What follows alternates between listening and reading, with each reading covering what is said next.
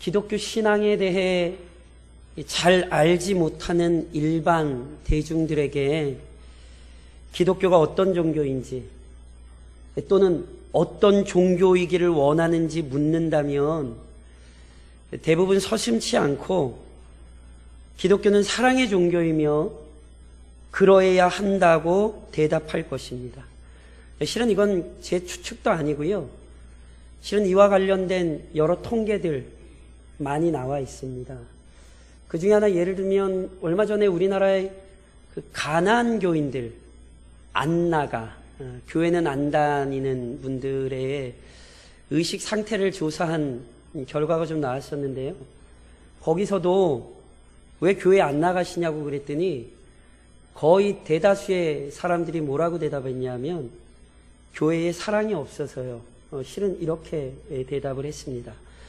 작년에 미국에서요, 거의 2,000명 가까이 설문조사를 하면서 기독교 교회에 가장 필요한 것이 무엇입니까? 물었더니 78%가요, 자비와 긍휼이라고 답변했답니다. 그러니까 실은 교회나 교회 밖에 있는 사람들이나 그 기독교를 생각할 때, 교회를 생각할 때 당연히 사랑이 있어야 한다고 생각하는 것이죠. 그래서 이런 생각들을 가지고 있기 때문에 기독교인들이 세상 속에서 사랑을 증명하지 못할 때 대중들은 교회를 향하여 때로 비난도 하고요, 때로 손가락질도 합니다. 실은 기독교에 대한 이 대중들의 기대와 태도가 완전히 틀렸다고는 할 수 없습니다.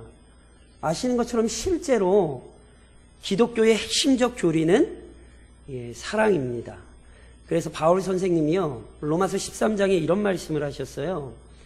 간음하지 말라, 살인하지 말라, 도둑질하지 말라, 탐내지 말라 한 것과 그 외에 다른 계명이 있을지라도 내 이웃을 내 자신과 같이 사랑하라 하신 그 말씀 가운데 다 들었느니라.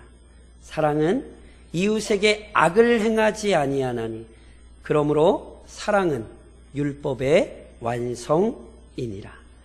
우리가 익히 잘 아시는 말씀이시죠. 사랑이요, 율법의 완성입니다. 그러니 기독교는요, 그 사랑을 소유할 뿐 아니라 그 사랑을 실은 실천해야 하는 종교 맞습니다. 그런데 기독교가 가르치고 실천하는 사랑은 일반 종교에서 가르치고 요구하는 사랑이나 일반 대중들이 기대하고 추구하는 사랑과는 혼동되어서는 안 됩니다. 몇 주 전에 제가 우리 교회의 표에 나오는 기도에 헌신하는 내용 할 때도 말씀드렸던 것처럼 기도라는 단어는 기독교만 사용하지 않습니다. 그런데 기도라는 단어의 유일성, 독특성이 기독교에 있습니다. 사랑이라는 단어 역시 마찬가지입니다. 사랑이라는 단어 자체는요, 종교 일반이나 어떤 신앙적인 근거 없이도 사용됩니다. 뉴스를 보셨으면 아마 아셨을 텐데 캐톨릭에서는 좀 이렇게 중요한 분들이 우리말로는 소천이라 그러는 것을 캐톨릭에서는 선종이라고 표현을 하거든요. 그러니까 큰 죄를 짓지 않고 죽게 되는 것을 선종이라 이야기합니다. 어제가 고 김수환 수기경 선종 10주기 추모식이 아주 거대하게 열렸죠. 그러면서 다시 한번 그분이 유언으로 남긴 말이 또 회자됐습니다. 잘 모르실 수도 있는데요, 그분이 유언을 이렇게 남겼습니다. 고맙습니다. 서로 사랑하세요. 그러니까 실은 기독교만이 아니더라도 사랑이라는 말은요, 많은 사람이 원하고 추구하는 것입니다. 인류는 언제나 사랑에 대해 말하고 사랑을 노래하며 사랑을 원합니다. 종교의 구분 없이 사랑을 최고의 가치로 여기고요, 사랑이 넘치는 세상을 만들고자 합니다. 그러므로 기독교가 가르치는 사랑의 내용을요, 정확히 구분할 필요성이 좀 있으십니다. 예를 들면 요한일서 2장 15절이 우리에게 이렇게 가르칩니다. 이 세상이나 세상에 있는 것들을 사랑하지 말라. 누구든지 세상을 사랑하면 아버지의 사랑이 그 안에 있지 아니하니. 무슨 말씀인지 아시겠죠? 사랑이라고 다 같은 사랑이 아니라는 거예요. 그러니까 동일하게 사랑이라는 용어를 사용한다고 해서 그것을 성경이 가르치는 사랑과 같은 거라고 생각하시면 안 된다고요. 그래서 오늘 우리가 그 사랑의 의미에 대해 모든 것은 아니지만 아주 중요한 출발점에 대한 이야기를 좀 해보려고 합니다. 그리고 그 출발점은 이것입니다. 진정한 사랑은 하나님으로부터 시작된 것입니다. 오늘 저랑 읽으신 요한 1서를 쓰신 분이 사도 요한이거든요. 예수님의 12제자 중에 한 분인. 혹시 사도 요한 선생님의 별명이 있는데 좀 아십니까? 잘 모르실 수 있는데 오늘 한번 기억해 놓으시면 좋습니다. 요한 선생님에게 붙은 별명이 있는데요. 사랑의 사도입니다. 그분에게 이렇게 별명이 붙은 가장 결정적인 근거가 바로 오늘 저랑 읽으신 요한 1서입니다. 실은 요한 1서에 보면요, 오늘 본문만이 아니라 이 본서에서요, 사도 요한 선생님이요, 그리스도에 대한 아주 중요한 정의, 그리고 그리스도인에 대한 아주 중요한 특징을 묘사하고 있습니다. 그것은 다른 것이 아니라 그리스도인이란 사랑하는 사람이라는 것입니다. 그래서 요한일서 3장 18절에 잘 아시는 말씀 있지요. 자녀들아, 우리가 말과 혀로만 사랑하지 말고 행함과 진실함으로 하자. 요한일서가 우리에게 이렇게 가르쳐요. 우리가 진짜 사랑하는 사람이 되자고. 그런데 오늘 본문에 보면요, 왜 그리스도인들이 사랑할 수밖에 없는 사람들인가? 왜 사랑하며 사는 사람들인가? 그 이유가 이렇게 제시되는 거예요. 오늘 저랑 읽으신 본문이 이렇게 기록했잖아요. 우리가 사랑함은 그가 먼저 우리를 사랑하셨습니다. 우리가 왜 사랑하며 삽니까? 하나님이 먼저 사랑을 행하셨기 때문입니다. 우리는 이것을 아는 사람들이에요. 그리고 하나님께서 우리를 사랑하셨다는 것은요, 크게 두 가지 관점에서 실은 증명할 수 있습니다. 우선 하나님께서, 그것도 삼위 하나님께서 우리를 위해 이미 이루신 일들을 통해 하나님의 사랑을 증명할 수 있습니다. 이렇게 설명드릴까요? 성부 하나님께서는요, 창조 때에 이미 인간에 대한 사랑을 보여주셨습니다. 많은 신학자들이요, 천지 창조의 순서에도 하나님의 인간에 대한 사랑 또는 인간에 대한 배려가 좀 나타난다고 보거든요. 하나님께서 며칠 동안 세상을 창조하셨죠? 6일 동안 세상을 창조하셨죠. 인간을 언제 만드셨습니까? 마지막에 만드셨습니다. 왜 그랬는가? 인간이 어떠한 것에도 부족함이 없이 살아갈 수 있는 모든 것들을 만들어 놓으신 이후에 하나님이 인간을 창조하셨다는 거예요. 창세기 1장 29절에 실제로 이런 말씀이 있어요. 하나님이 이르시되 내가 온 지면에 씨 맺는 모든 채소와 씨 가진 열매 맺는 모든 나무를 너희에게 주노니 너희의 먹을 거리가 되리라. 하나님께서 모든 만물을 다 갖추어 놓으신 이후에 인간을 마지막으로 창조하셔서 그것을 누리게 하셨죠. 물론 단순히 창조 순서만이 아닙니다.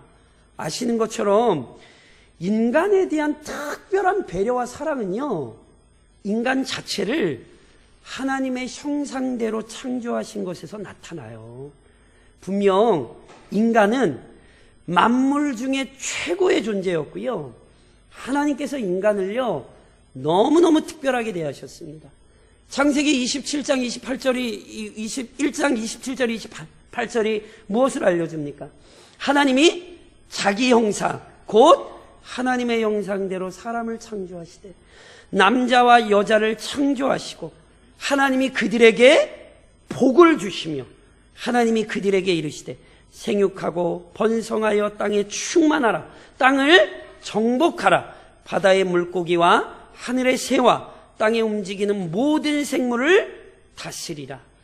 하나님이 하나님의 형상대로 창조만 하신 것 아니에요. 인간에게 복을 아주 크게 쏟아 부어주셨어요. 게다가 인간을 가장 영광스러운 존재로 만물 위에 세우셔서 하나님의 뜻에 따라 만물을 다스릴 수 있는 권위를 주셨잖아요. 이게 얼마나 특별한 사랑입니까? 게다가 이것으로 끝나지 않죠. 인간이 이 큰 사랑과 은혜를 입었음에도 불구하고 인간은 어리석게도 스스로 하나님의 말씀에 불순종했습니다. 즉 죄인이 되었습니다. 그래서 영원한 심판을 피할 수 없게 되었죠. 그런데 그때 하나님께서 뭐 하셨습니까? 구원에 대한 약속을 주셨잖아요. 그 인간을 다 진멸하여 없애신 것이 아니라 그 인간이 다시 하나님의 사랑을 누릴 수 있는 길을 허락하셨잖아요. 그래서 그 하나님의 사랑이 잘 아시죠? 저랑 요한복음 3장 16절 한번 암송해 보실까요? 이거 보지 마시고 같이 시작. 하나님이 세상을 이처럼 사랑하사 독생자를 주셨으니 이는 그를 믿는 자마다 멸망하지 않고 영생을 얻게 하려 하심이라. 아멘이십니까? 아멘이죠. 하나님이 이 죄인들을 위하여 자기 아들을 주셨잖아요. 이게 얼마나 놀라운 사건입니까? 이것은 분명히 성부 하나님께서 우리를 얼마나 사랑하셨는지를 증명하는 거예요. 그러면 성부 하나님만 그렇게 우리를 사랑하셨습니까? 성자 그리스도께서도 우리에 대한 사랑을 이미 보여주셨잖아요. 아까 우리 장로님 기도하실 때도 그렇게 기도하셨는데 그리스도께서 우리 이 죄인들을 위하여 그 하늘 보좌를 내려오셔서 인간이 되셨고 우리를 위하여 흉악한 고난을 감당하셨습니다. 우리 주님이 그 일을 감당하신 이유 다른 것 때문 아니에요. 철저히 우리를 살리시기 위하셨죠. 그래서 마태복음 20장에서 우리 주님 친히 이렇게 말씀하셨잖아요. 인자가 온 것은 섬김을 받으려 함이 아니라 도리어 섬기려 하고 자기 목숨을 많은 사람의 대속물로 주려 함이니라. 우리 주님 처음 이 땅에 오셨을 때부터 아주 명확히 말씀하셨어요. 내가 죄인들을 위하여 내 목숨을 주러 왔다고. 그래서 실제로 이 말씀대로 어리석은 죄인들은 우리 주님을 알아보지 못하고 십자가에 못 박아 주님을 죽이지 않았습니까? 물론 우리 주님은 죽음에 머물러 계실 수 없었어요. 그는 바울의 표현처럼 우리 죄를 사하기 위하여 죽임당하셨으나 동시에 우리를 의롭다 하시기 위하여 살아나셨습니다. 죽음도 우리를 위한 것이었고요. 살아나신 것 역시 죄인들을 위한 것이었어요. 이것은 이미 역사 속에서 실제로 이루어진 사건입니다. 그러니 성경의 기록대로 우리는 이 사건을 보면서 날마다 확인하는 거예요. 맞다. 우리 주님이 우리 사랑하셨구나. 그래서 우리 대신 죽으셨고 우리 대신 살아났구나. 이것이 우리를 사랑하신 분명한 증거인 것입니다. 더 나아가 성령께서도 이 죄인들을 위하여 이미 위대한 일을 행하셨습니다. 이미 몇 번 말씀드렸던 것처럼요. 죄의 무서움은요. 무지예요. 무지. 그러니까 죄인이 왜 무섭냐 하면 자기가 죄인이란 사실도 모르고요. 그 죄가 얼마나 비참한지도 몰라요. 그래서 시편 10편에 보면 이런 말씀이 있어요. 악인은 그의 교만한 얼굴로 말하기를 여호와께서 이를 감찰하지 아니하신다 하며 그의 모든 사상에 하나님이 없다 하나이다. 이게 죄인의 모습이에요. 하나님이 얼마나 거룩하신지 그리고 자신이 그 하나님 앞에서 어떤 심판을 받을지 몰라요. 오히려 뭐라고 얘기한다고요? 하나님? 야, 그런 거 없어. 이게 죄의 무서움과 끔찍함이에요. 죄인은 속히 그 죄악된 길에서 돌이켜야 살 수 있는데 돌이켜야 될 필요성 자체를 인식하지 못하는 거예요. 그렇기에 죄인이 변화되기 위해서는요, 먼저 성령께서 역사하셔야 합니다. 그러니까 죄에서 벗어난다는 것은요, 그냥 죄인이 어느 정도 착하게 살면 되는 게 아니에요. 성령께서 그 죄인 안에 임재하셔서 그의 전체 인격을 뒤바꾸셔야 합니다. 더럽고 부패한 심령을 온전히 거듭나게 하셔야 합니다. 그래서 우리 주님이 요한복음 3장에서 이런 말씀하셨지요. 예수께서 대답하시되 진실로 진실로 내게 이르노니 사람이 물과 성령으로 나지 아니하면 하나님 나라에 들어갈 수 없느니라. 물과 성령이라고 할 때 이 물이란 우리가 마시는 물을 얘기하는 게 아니라요, 성령님께서 우리를 깨끗하게 하시는 그 사역을 설명하는 거예요. 그러니까 우리의 심령이 성령의 은혜로 깨끗하게 씻김받지 않으면 실은 죄인들은 하나님 나라를 얻을 수 없는 것입니다. 그리고 성령께서 역사하실 때만이 실은 그리스도의 은혜를 요구하게 되어 있고, 그리스도의 은혜를 경험하게 되어 있고, 그 그리스도의 은혜 가운데 살아가게 되어 있는 것입니다. 그래서 지금 보셔야 돼요.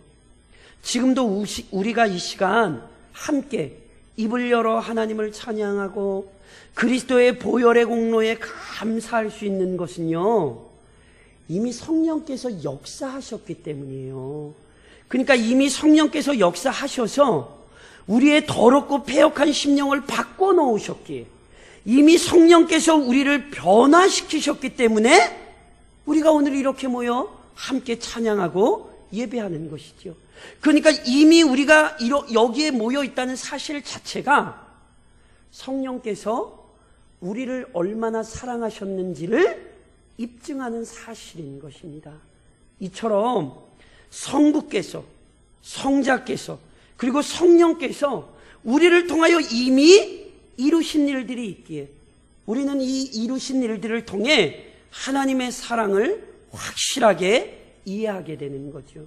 동시에 이미 이루신 일만이 아니라 지금도 여전히 삼위 하나님께서 우리를 위하여 행하고 계신 일들을 통해 우리는 그 사랑을 증명할 수 있습니다. 제가 이렇게 여쭤볼까요? 세상의 주인이 누굽니까? 그렇죠. 성부 하나님께서 여전히 세상을 다스리십니다. 각 사람의 인생살이와 세상의 역사는 결코 우연에 의해 일어나는 것이 아닙니다. 한때요, 이실론자라 불렸던 사람들이 있습니다. 이 사람들은 어떤 얘기를 했냐면, 하나님은 시계 수리공과 같고 이 세상은 시계와 같다는 거예요. 그래서요, 시계 수리공이요, 시계를 만들어 놓으면 그 다음에는 시계 수리공이 손대지 않아도 시계가 알아서 돌아가잖아요. 마치 하나님과 이 세상의 관계가 그렇다는 거예요. 하나님께서 처음에 세상을 만들어 놓으시기는 하셨지만 이제는 하나님은 신경은 안 쓰신다는 거예요. 그래도 세상은 자기 멋대로 자기가 알아서 스스로 돌아간다는 거예요. 아니요, 절대 그렇지 않습니다. 창조주 하나님께서는 세상을 만드셨을 뿐 아니라 여전히 이 세상 가운데 개입하고 계십니다. 창조주 하나님께서 여전히 만물을 자신의 뜻대로 다스리십니다. 무엇보다 하나님의 이 다스림 안에 하나님의 백성들, 즉 교회를 향한 계획이 포함되어 있어요. 그래서 인류의 역사를 보십시오. 하나님의 교회, 하나님의 백성들이 아무리 악한 시대 속에서라 할지라도 존재했어요. 세상이 교회를 없애려고 별 방법을 다 동원하였지만 지금까지 세상은 교회를 없앨 수 없었고 앞으로도 없앨 수 없을 것입니다. 왜요? 하나님께서 이 세상 속에 자신의 뜻을 펼쳐가고 계시기 때문이며 자신의 교회를 지키고 계시기 때문이죠. 그래서 예수님께서 요한복음 5장에서 이런 말씀하셨어요. 예수께서 그들에게 이르시되 내 아버지 누굽니까? 하나님께서 이제까지 일하시니 나도 일한다. 하나님께서 뭐 하신대요? 이제까지 일하신대. 이 말도 또 하나님께서 이제까지만 일하셨고 이제는 일 안 하셔, 이 얘기가 아니에요. 끊임없이 일하고 계시다는 말씀이에요. 하나님께서는 천지를 창조하셨을 때부터 그리고 이 세상이 마치는 그 시간까지 이 세상 속에서 끊임없이 일하고 계시죠. 그래서 오늘 우리가 살아가고 있는 것입니다. 그러니 그것이 하나님의 사랑임을 아셔야 합니다. 동시에 우리 주님께서 말씀하셨잖아요. 아버지께서 이제까지 일하시니 나도 일한다. 무슨 이야기입니까? 성자 그리스도 역시 여전히 일하십니다. 무엇보다 그리스도는요, 영원한 중보자입니다. 영원한 중보자. 그는 태초로부터 지금까지 그리고 영원토록 자신의 백성을 돌보시는 분이라니까요. 그 사실을 히브리서 4장은 그래서 우리에게 이렇게 가르쳐요. 우리에게 있는 대제사장은 우리의 연약함을 동정하지 못하실 리가 아니요 모든 일에 우리와 똑같이 시험을 받으시니로되 죄는 없으시니라. 그러므로 우리는 긍휼하심을 받고 때를 따라 돕는 은혜를 얻기 위하여 은혜의 보좌 앞에 담대히 나아갈 것이니라. 우리 예수님이요, 우리의 연약함을 아시는 너무너무 존귀한 대제사장이잖아요. 그러니 히브리서 기자가 무엇하래요? 긍휼하심을 받고 때를 따라 돕는 은혜를 얻기 위하여 은혜의 보좌 앞에 담대히 나아가라는 거예요. 왜요? 그분이 영원한 중보자니까. 그러니까 오늘도 우리는 그리스도의 기도로 인하여 하나님의 보호하심을 받는 것이고, 그리스도의 기도로 인하여 오늘 우리의 필요들을 얻는 것입니다. 누님 말씀드리죠? 세상에서 누구 기도가 제일 세요? 그렇죠. 왜요? 예수님이 나를 위해 지금도 중보하고 계십니다. 그것이 그리스도의 사랑을 우리에게 입증하는 것입니다. 동일하게 성령께서도 그의 교회를 위하여 지금도 일하고 계세요. 성령을 보내시는 우리 주님께서 친히 요한복음 14장에서 성령에 대해 이렇게 말씀하셨어요. 내가 아버지께 구하겠으니 그가 또 다른 보혜사를 너희에게 주사 영원토록 너희와 함께 있게 하리니 그는 진리의 영이라. 세상은 능히 그를 받지 못하나니 이는 그를 보지도 못하고 알지도 못함이라.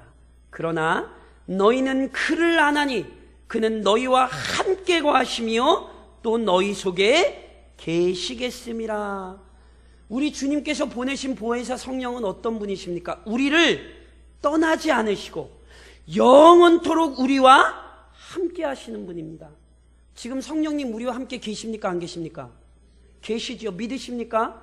그게 성경의 약속입니다. 그걸 어떻게 하냐고요? 성령은 진리의 영이거든요. 지금도 제가 뭐 하고 있냐면 하나님의 말씀을 말씀드리고 있잖아요. 제가 하나님의 말씀을 이렇게 설교할 수 있는 것도요, 성령께서 저를 붙드셨기 때문에 말씀을 깨닫게 하셔서 저로 하여금 입을 열어 가르치게 하시는 거예요. 제 말씀을 들으면서도 깨달으실 수 있는 이유는 제가 말을 잘해서도 아니고 제가 똑똑해서도 아니에요. 그것은 성령께서 각 사람에게 임재하셔서 떠나지 않으시고 그 진리의 말씀을 받아들이게 하시기 때문이에요. 그러니까 지금 아멘으로 받으시잖아요. 이게 지금 우리 가운데 여전히 성령께서 일하신다는 아주 중요한 증거인 것입니다. 성령께서 우리로 하여금 죄를 미워하게 하시고 죄와 싸우게도 하시죠. 성령께서 은혜 안에 거하여서 은혜의 열매를 맺게 하시죠. 그래서 우리로 하여금 하나님의 자녀답게 성숙하고 또한 그리스도를 닮는 사람들로 살아갈 수 있도록 만들어내시는 거예요. 이게 누가 하시는 거예요? 성령께서 하시는 거예요. 지금도 우리 안에 역사하시기 때문에 우리에게 이런 일들이 일어나는 것입니다. 그러니 보십시오. 지금도 성부, 성자, 성령께서 우리 안에 일하고 계시죠. 그러니 이것이 하나님께서 우리를 사랑하신다는 아주 중요한 증거인 것입니다. 그리고 더 나아가 이 모든 증명들 뿐만이 아니라 그 사랑은 우리에게 분명한 특징으로 나타났습니다. 하나님의 사랑은요, 우선 주권적인 사랑입니다. 신명기 7장에서 모세는 이렇게 이야기해요. 너는 여호와 내 하나님의 성민이라. 내 하나님 여호와께서 지상 만민 중에서 너를 자기 기업의 백성으로 택하셨나니 여호와께서 너희를 기뻐하시고 너희를 택하심은 너희가 다른 민족보다 수요가 많기 때문이 아니니라. 너희는 오히려 모든 민족 중에 가장 적으니라. 모세의 말의 핵심을 이해하셔야 돼요. 지금 이렇게 한다고 해서 이스라엘 백성에게 야 너희 못났어 이렇게 얘기하는 건 아니에요. 하나님이 주권적으로 선택하셨다는 사실을 강조하는 거지요. 이스라엘을 사랑하신 분이 하나님이시라는 사실을 지금 강조하고 있는 거예요. 이스라엘이 먼저 하나님을 사랑한 것이 아니라 하나님이 주권적으로 이스라엘을 사랑해 주셨습니다. 기억하셔야 하는 것은 본래 하나님께서는요 죄인들에게 사랑을 베풀어 주셔야 할 의무가 없으십니다. 그러니까 보세요. 하나님이 우리를 사랑하셔야만 한다면, 하나님이 반드시 우리에게 구원을 베풀어 주셔야만 한다면 하나님께서 우리에게 베푸신 것은 은혜가 될 수 없습니다. 왜냐하면 그것은 당연히 그가 해야 할 일을 하신 것이기 때문에 그래요. 우리에게 하나님은 본래 은혜를 베푸셔야 하는 게 아니라 죄에 대한 형벌을 내리시는 게 오히려 합당합니다. 그런데 하나님께서 그렇게 하지 않으시고 하나님이 우리를 사랑해 주신 거예요. 하나님은 의무가 아니라 자신의 풍성하신 긍휼에 근거하여 죄인들에게 사랑을 베푸셨습니다. 그래서 하나님의 주권적인 사랑에 감사하셔야 되는 거예요. 내가 사랑받을 자격이 없는데 하나님께서 나를 먼저 사랑해 주셨으니 그러니 하나님의 사랑에 감사하는 것이 마땅한 것입니다. 둘째, 하나님의 사랑은요 거저 주시는 사랑입니다. 무슨 말씀이냐면 만일 하나님께서 죄인들에게 자신의 사랑을, 하나님의 사랑을 받을 만한 자격을 요구하셨다면 실은 어떤 죄인도 하나님의 사랑을 받지 못합니다. 이렇게 한번 설명을 해볼까요? 하나님 사랑 받으려면 얼마 정도 내시면 되겠어요? 말이 안 되는 질문인데 뭐 생각을 하시려고 그러십니까? 어떻게 하나님의 사랑을 값으로 환산을 하겠어요? 무엇보다 하나님의 사랑은 실은 우리에게 주도적으로 임하되 죄인들에게 임한 것이 죄인들에게. 그러니까 실은 하나님께서 죄인들의 어떤 조건이나 자격을 요구하지 않으시고 우선 사랑을 베풀어 주신 거예요. 그것을 바울 선생님은요 로마서 4장에서 이렇게 표현했어요. 그런즉 육신으로 우리 조상인 아브라함이 무엇을 얻었다 하리요? 만일 아브라함이 행위로서 의롭다 하심을 받았으면 자랑할 것이 있으려니와 하나님 앞에서는 없느니라. 무슨 이야기입니까? 아브라함이 잘났기 때문에 또는 아브라함이 하나님 앞에 잘 보였기 때문에 하나님 사랑 받은 게 아니라 하나님께서 값없이 그에게 은혜를 먼저 베푸셨다는 거죠. 그런데요 값없이 베푸셨다는 의미를 싸구려라고 생각을 하시면 안 됩니다. 그러니까 하나님께서 우리에게 거저 주셨다는 것을 그러니까 별거 아니네 이렇게 생각하시면 큰일 나요. 분명히 하나님은 값없이 거저 우리에게 주셨어요. 그러나 하나님은 우리에게 이 사랑을 베푸시기 위해 뭐 하셨죠? 너무너무 큰 희생을 치르셨습니다. 어떤 거요? 자신의 아들을 죽이셨습니다. 그러니까 거저 주셨다는 말씀이 값없는 사랑이라고 생각을 하시면 안 돼요. 하나님은 너무너무 큰 희생을 치르시고는 그것을 우리에게 거저 주셨습니다. 그러니 우리는요 그 사랑에 깊이 감사하고 감격해야 하는 것입니다. 더 나아가 셋째, 하나님의 사랑은요 제한이 없는 사랑입니다. 무제한적입니다. 조금 다시 설명드리면 이런 거죠. 하나님이 용서하실 수 없는 죄가 있습니까 없습니까? 목사님 성경에 보니까 성령 회방죄는 사함을 얻지 못한다 그러던데 성령 회방죄는 사함을 얻습니까 못 얻습니까? 성경이 분명히 말씀하셨잖아요. 하나님이 성령 회방죄는 사하지 않으신대요. 이것은요 하나님이 죄를 용서하지 못하신다는 의미가 아니라 하나님이 그의 공의 안에서 절대로 허락하지 않으시는 죄가 있다는 뜻입니다. 그래서 다시 한번 누누이 말씀드린 것처럼 천국만 영원합니까?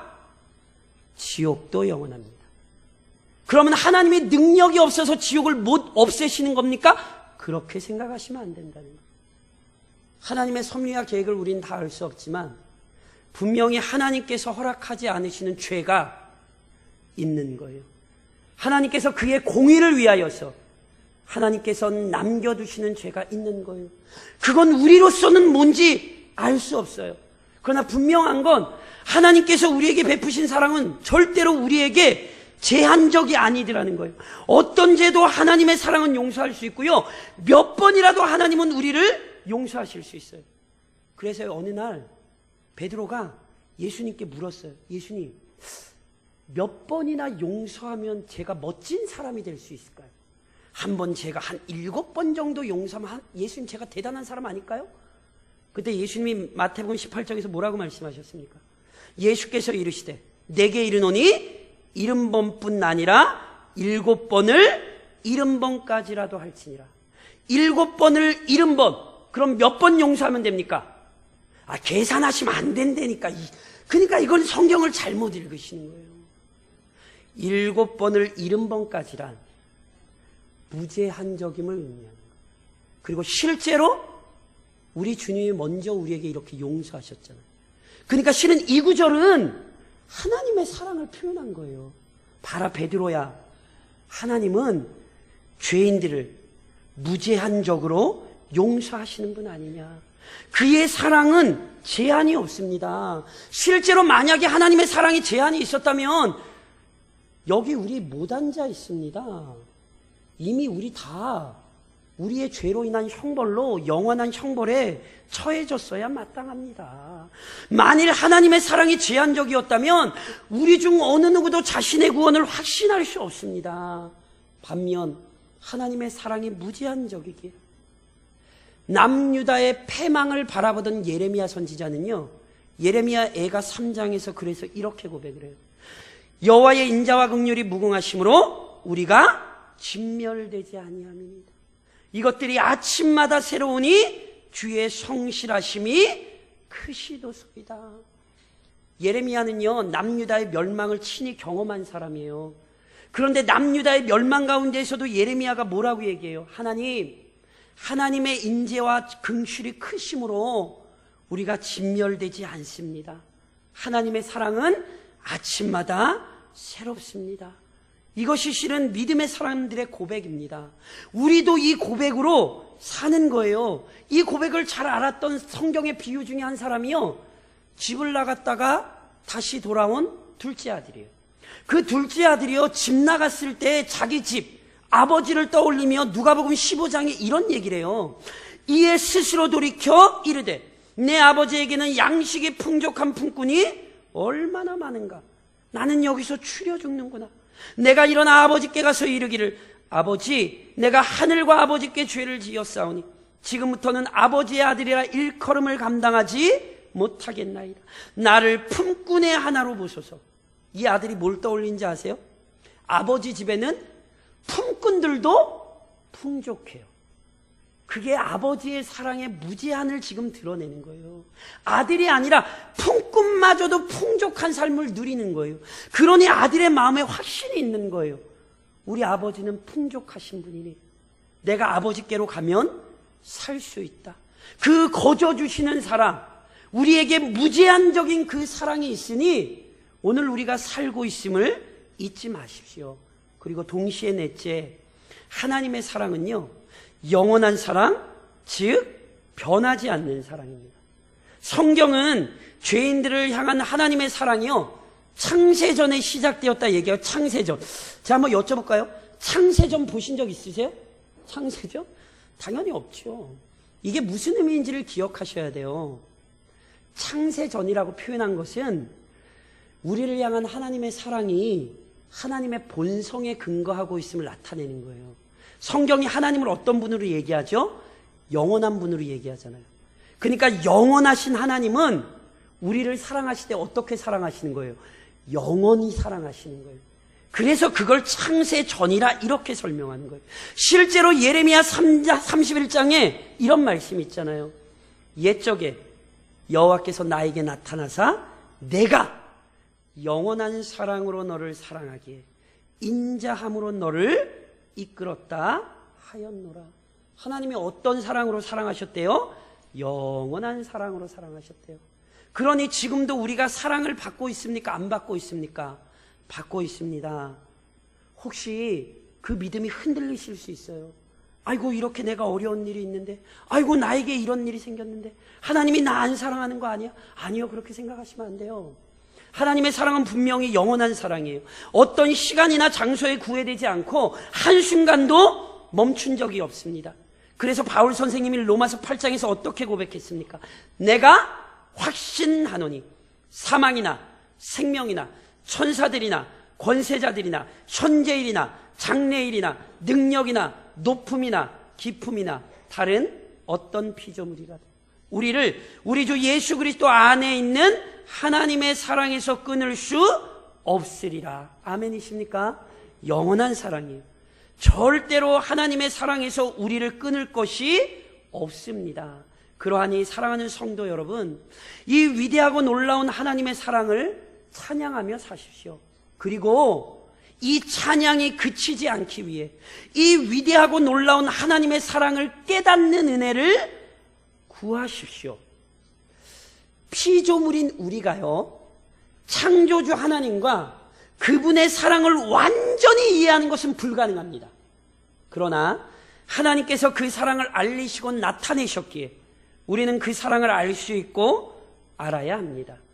그리고 그 사랑을 더 깊이 알아야 합니다. 왜요? 예레미야가 징계를 받을 때 그 사랑을 알았기에 소망의 노래를 부를 수 있었어요. 둘째 아들이요, 아버지가 얼마나 사랑 많으신 분임을 알았기 때문에 집으로 돌아갈 수 있었다니까요. 그래서 바울 선생님이 에베소서 3장에서 이런 기도를 해요. 능히 모든 성도와 함께 지식에 넘치는 그리스도의 사랑을 알고 그 너비와 길이와 높이와 깊이가 어떠함을 깨달아 하나님의 모든 충만하신 것으로 너희에게 충만하게 하시기를 구하노라. 바울이 에베소 교회를 위해 기도하되 그들이 그리스도의 사랑을 깊이 알기를 소망해요. 왜요? 그리스도의 사랑을 깊이 알 때 하나님의 놀라운 충만함을 경험하기 때문입니다. 그러니 기도하십시오. 내가 예수의 사랑을 더 많이 아는 사람이 되게 해달라고 간절히 간구하십시오. 그리고 이번 한 주간 그 사랑을 깊이 알아가십시오. 그리고 더 나아가 이 그리스도에 대한 사랑을 깊이 깨달아 아는 이 확신을 위한 방편들을 끊임없이 붙드십시오.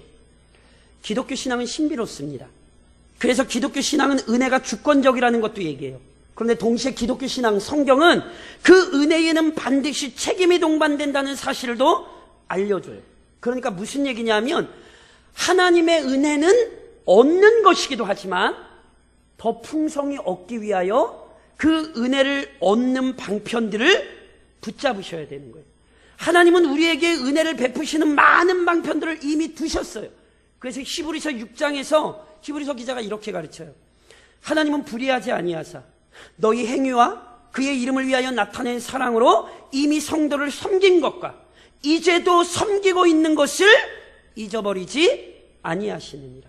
우리가 간절히 원하는 것은 너희 각 사람이 동일한 부지런함을 나타내어 끝까지 소망의 풍성함에 이르러 게으르지 아니하고 믿음과 오래 참음으로 말미암아 약속들을 기업으로 받는 자들을 본받는 자 되게 하려는 것이니라. 이미 하나님께서요, 우리가 열심히 신앙 안에서 살아온 것 기억하신대요. 그런데 거기에 그치지 말라는 거예요. 동일한 부지런함을 나타내요. 끝까지 소망의 풍성함에 이르러. 무슨 이야기입니까? 우리의 확신을 위하여, 더 풍성한 은혜의 삶을 위하여 은혜의 방편들을 끊임없이 붙드셔야 돼요. 조금 더 설명드리면 이런 거죠. 말씀과 기도 안에 머무셔야 돼요. 교회 안에서 함께 헌신하시는 것은요, 너무너무 중요한 은혜의 방편이 됩니다.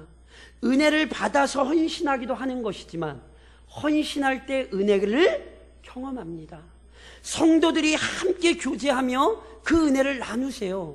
신방을 가보면 참 복된 것은 각자 가정에 주신 은혜가 다 달라요.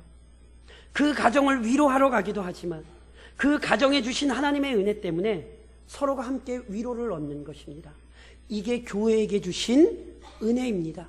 그러니 함께 말씀과 기도 안에서 함께 섬기시며 함께 주신 은혜들을 나누며 더 풍성한 은혜의 자리로 나아가십시오. 그리고 결론적으로 사랑하며 사십시오. 요한의 증언처럼 그리스도인들은요, 사랑하는 사람입니다. 그렇다면 무엇을 사랑합니까? 당연히 먼저 하나님을 사랑해야 합니다. 신명기는 우리에게 이렇게 가르치죠. 이스라엘에 들으라. 우리 하나님 여호와는 오직 유일한 여호와이시니 너는 마음을 다하고 뜻을 다하고 힘을 다하여 내 하나님 여호와를 사랑하라. 자, 한번 이렇게 여쭤볼까요? 하나님 사랑하기 쉽습니까? 어렵습니까? 예, 어렵습니다. 그래서 성경이 뭐라고 얘기합니까?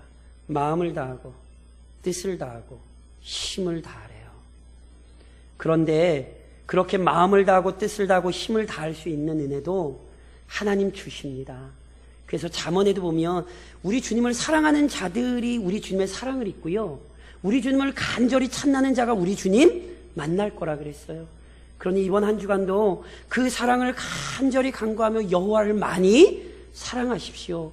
물론 그것으로 끝나면 안 됩니다. 요한 선생님이요, 오늘 저랑 읽으신 본문에 보면 먼저 하나님이 우리를 사랑하셨다 말씀하시잖아요.